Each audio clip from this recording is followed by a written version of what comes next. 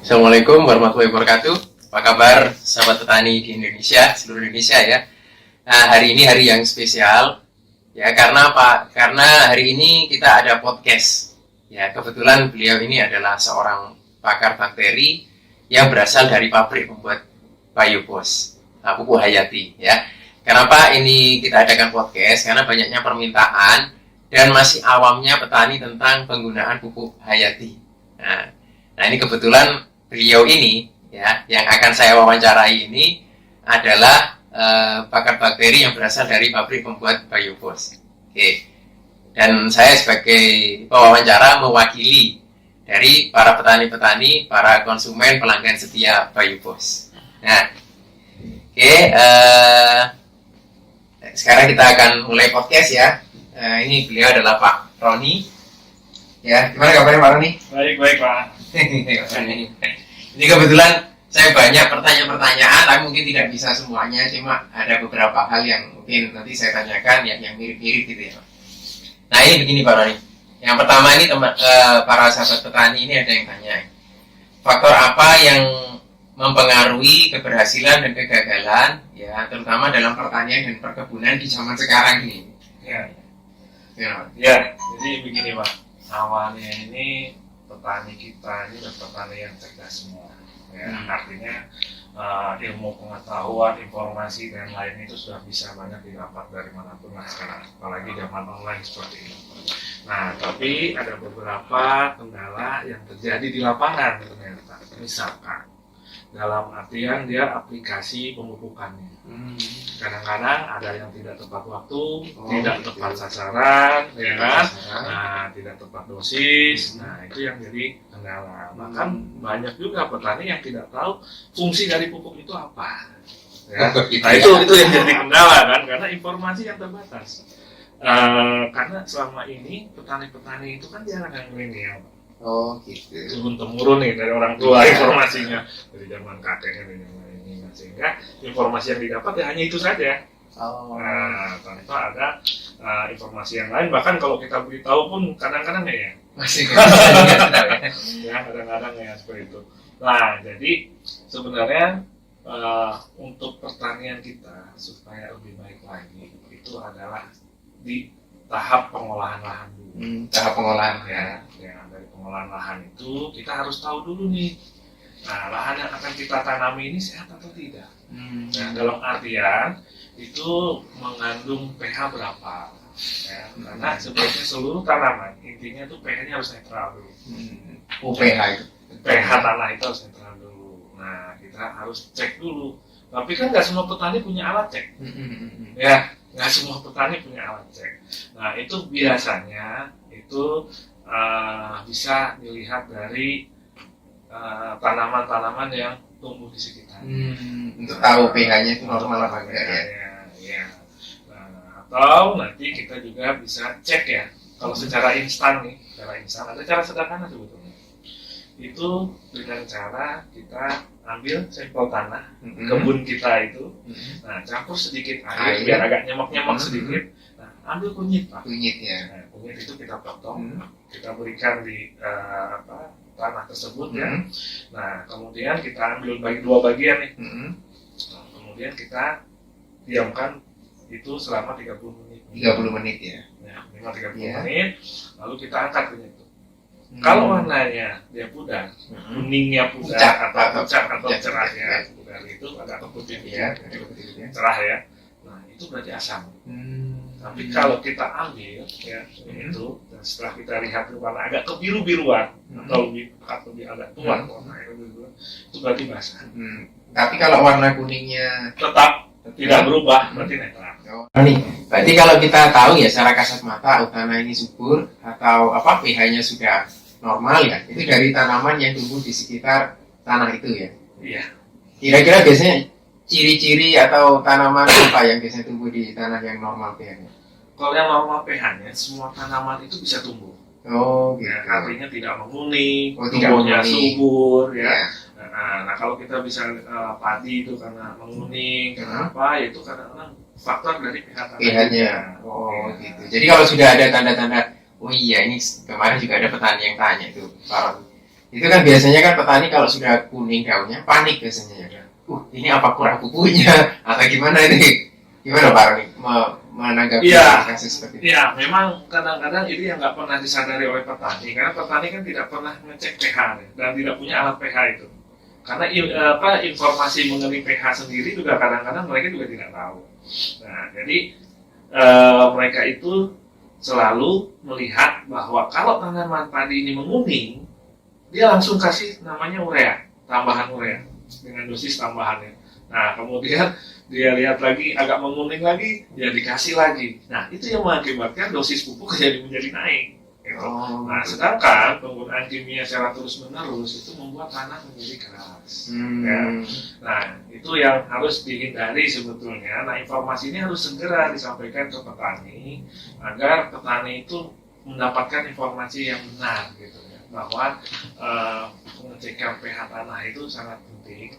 Ya, karena itu akan mempengaruhi kinerja dari tanaman itu sendiri untuk menyerap unsur hara. Iya ya. Berarti selama ini memang yang terlewat sama petani itu tentang pH itu. Nah, karena kalau tanahnya asam lah, mau dikasih pupuk seberapa banyak pun tidak ada fungsinya.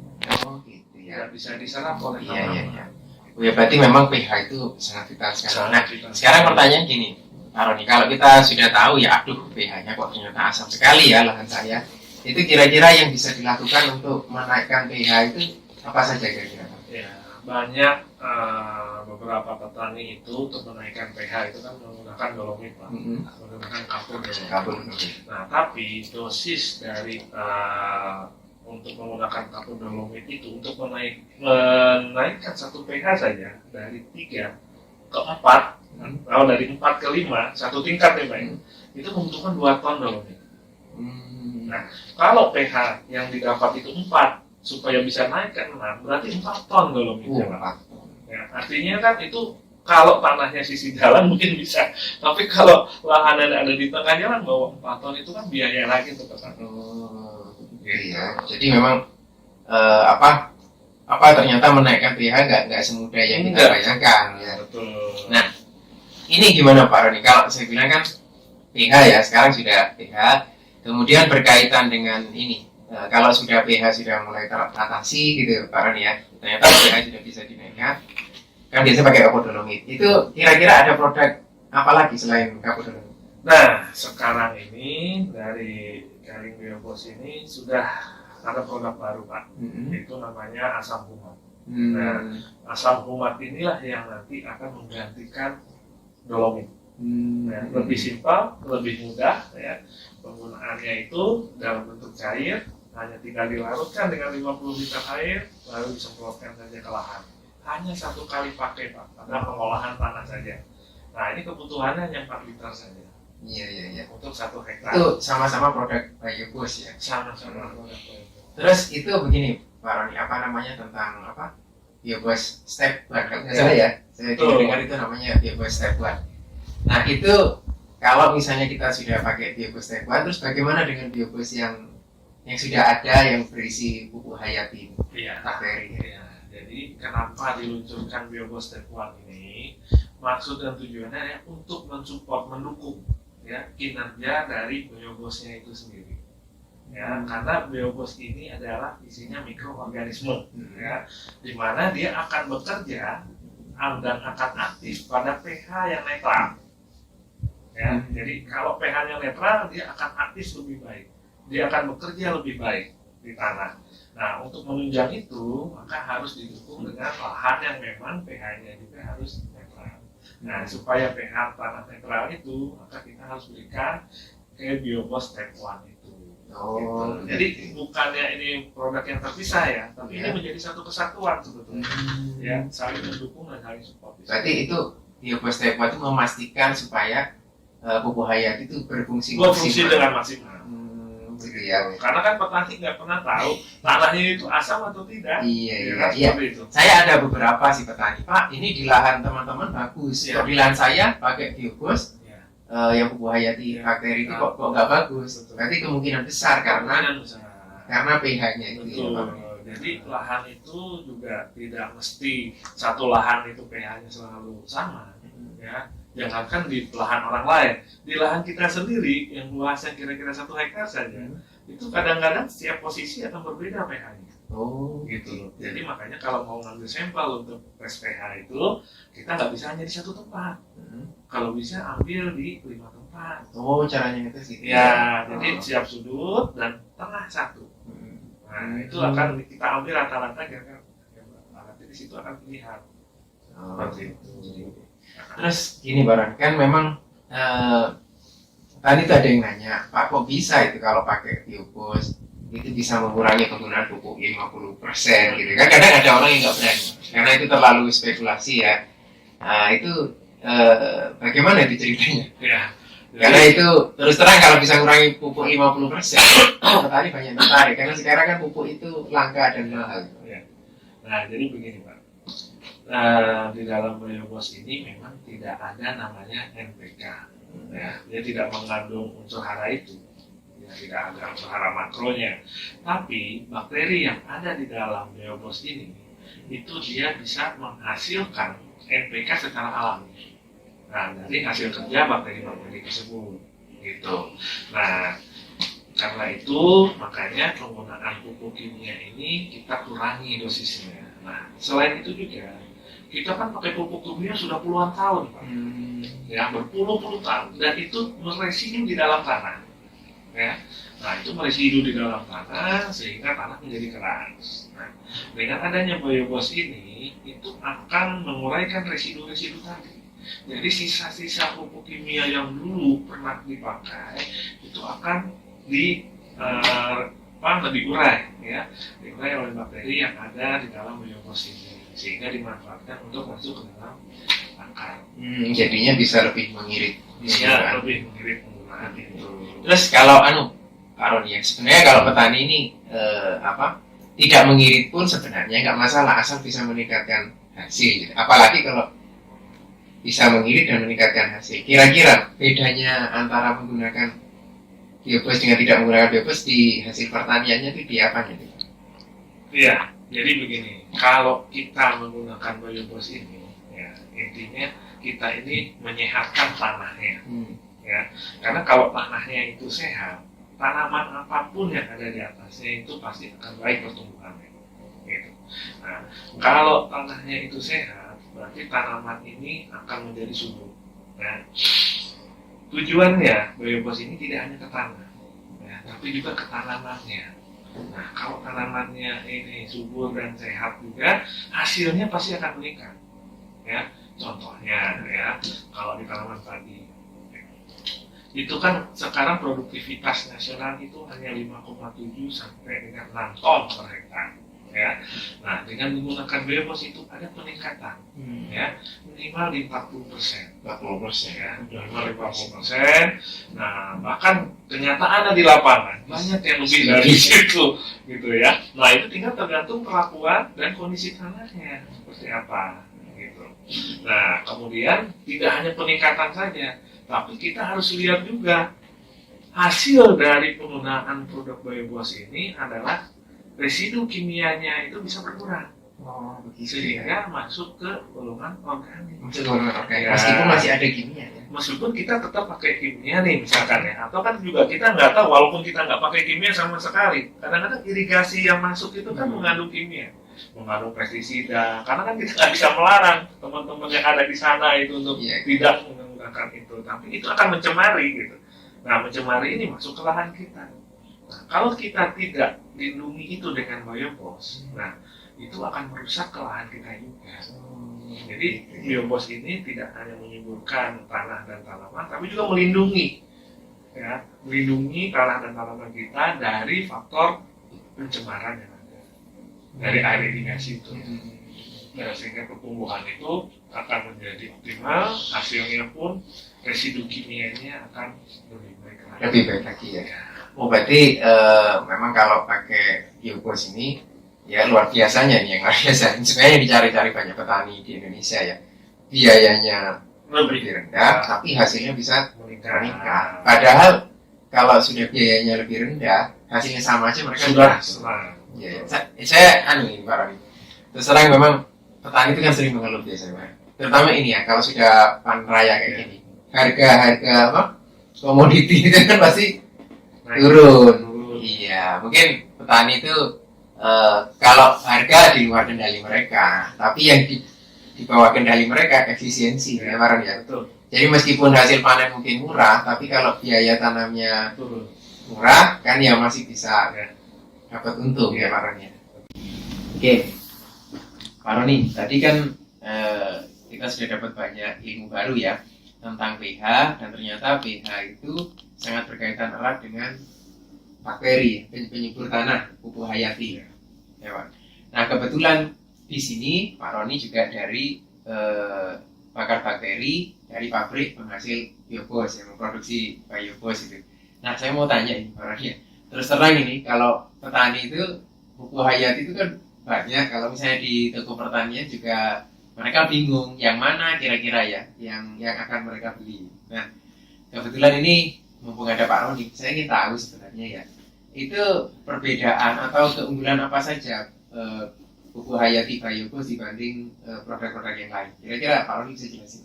Ya, jadi ini dari biobos itu memang dia mengandung bakteri unggul ya. Hasil isolat murni, artinya tidak ada campuran apapun, murni pengembangbiakan mikroorganisme, sehingga itu aman bagi makhluk hidup dan lingkungan sekitar. Nah, yang kedua lagi itu ini ya, produknya ya. Nah, jadi kalau untuk memilih satu produk, ya, apalagi pupuk, itu kita harus perhatikan juga ini. Itu adalah ya, organik. Ya. Nah, di mana ini sudah tersertifikasi organik. Ya. Ini sudah tersertifikasi organik ya dari Innovis. Nah, sehingga ini sudah aman untuk diaplikasi ya. Artinya tidak ada kontaminan dari zat-zat kimia. Zat-zat kimia ini benar-benar organik ya. Benar-benar organik. Nah, yang kedua itu adalah izin edar. Izin edar. Ini yang penting Pak. Ya, jadi banyak produk-produk itu yang memang mengabaikan izin edar itu. Padahal ini sangat penting yang melindungi konsumen. Karena untuk mendapatkan izin edar itu harus melakukan uji mutu, harus melakukan uji efikasi ya. Nah ini juga makan waktu tidak sebentar gitu. Karena untuk memastikan bahwa produk ini aman untuk digunakan oleh konsumen. Jadi pemerintah sudah melindungi konsumen lah supaya tidak dirugikan oleh para produsen. Iya. Oh, berarti kalau petani itu memang kalau ingin membeli produk pertanian berkualitas, dicari yang ada logo dan izin edar seperti ini. Betul. Terus tentang ini Pak, jenis ininya bakteri itu kan macam-macam Pak. Kalau saya lihat di berbagai pupuk hayati itu kan berbeda-beda, kita tuh sampai bingung. Kira-kira kelebihan bakteri yang ada di biobos ini apa kira-kira Pak? Iya, jadi bakteri yang ada di biobos ini tentu memang jumlahnya cukup banyak. Ya. Nah, karena bakteri ini saling mendukung Pak, kinerjanya saling mendukung. Nah, dari bakteri-bakteri ini itu ada yang berfungsi sebagai penambah nitrogen, ya, untuk dia dia pelarut fosfat, ya, untuk menghasilkan juga kalium, ya, dari penguraian bahan-bahan organik.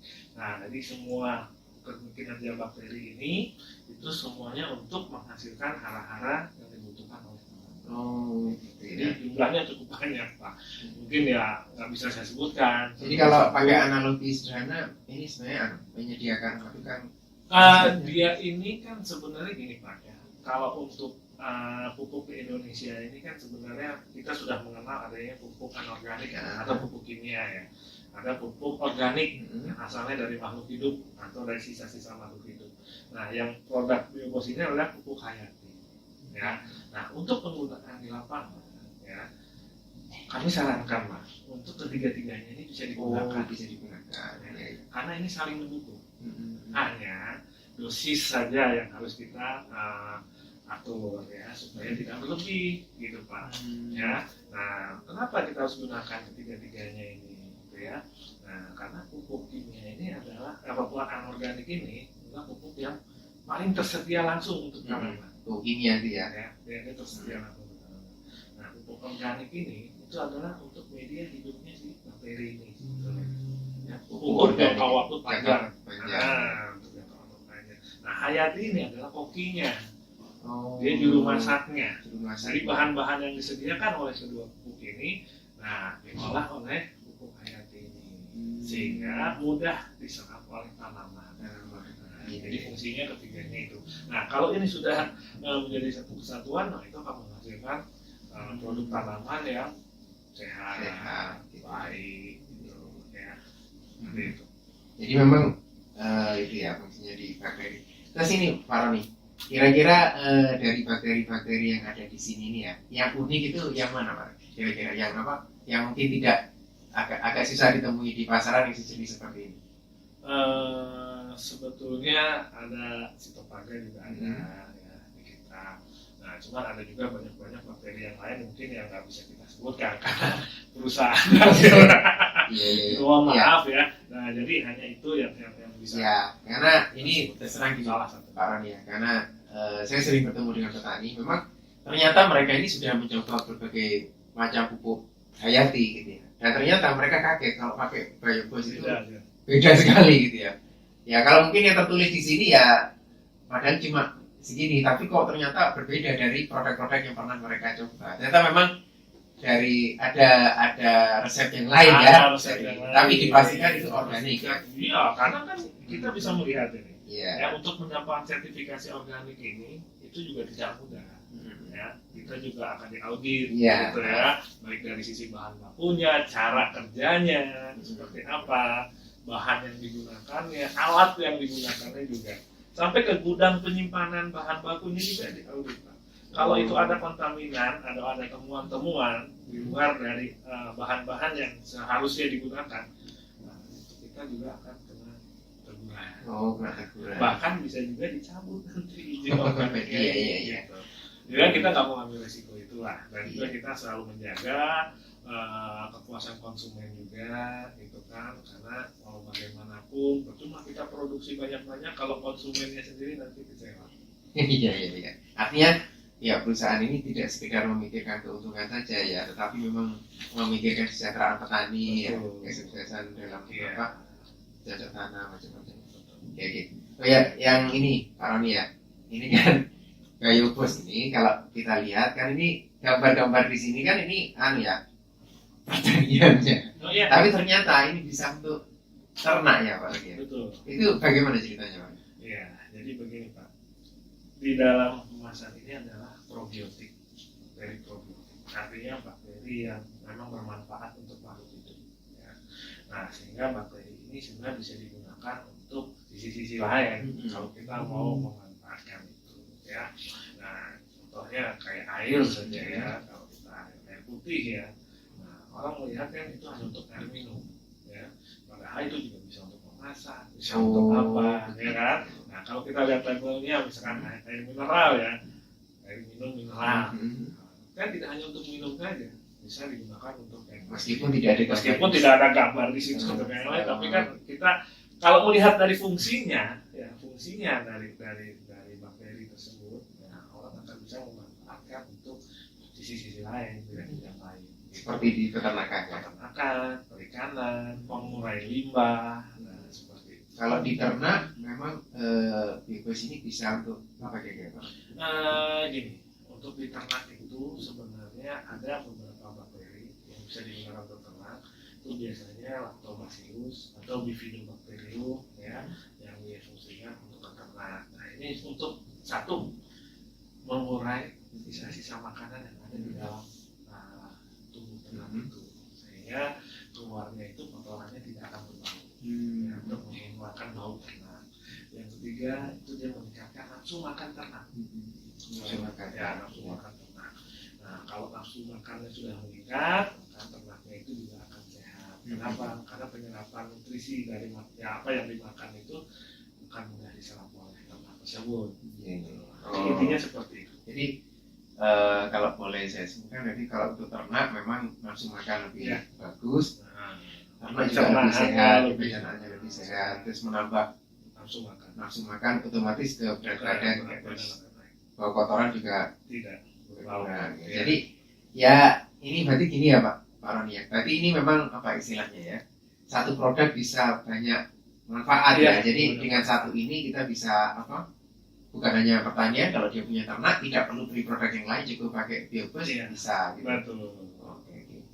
Ya gitu, makasih ya Pak Roni ya. Baik. Jadi kalau bisa saya simpulkan, jadi para petani sekalian, bertani di zaman sekarang ini memang harus cerdas sebenarnya. Karena sekarang ini pupuk kimia yang mahal dan langka, kita perlu ada inovasi-inovasi baru. Jadi menggunakan, salah satunya menggunakan hayati ini ya. Nah, contohnya kayak biobos ini, karena ini bisa mengurangi biaya tanam, ya lebih irit karena penggunaan kimia langsung berkurang bisa 50% ya Pak Roni. Terus tanaman juga bisa lebih sehat, berarti tahapnya gitu Pak Roni. Berarti mengurangi biaya pembelanjaan di pestisida gitu. Iya, terus juga bisa untuk ternak. Nah, dan luar biasanya dengan biobos ini biaya tanamnya apa? Sudah murah tapi hasilnya bisa meningkat. Itu benar-benar menguntungkan petani. Oke. Jadi itu yang saya ingin sampaikan. Sekali lagi saya ucapkan terima kasih kepada Pak Roni sudah memberikan pencerahan buat kita semua. Semoga ini memberi manfaat buat para petani Indonesia supaya bisa lebih makmur dan sejahtera. Ya, sekian dari saya. Assalamualaikum warahmatullahi wabarakatuh.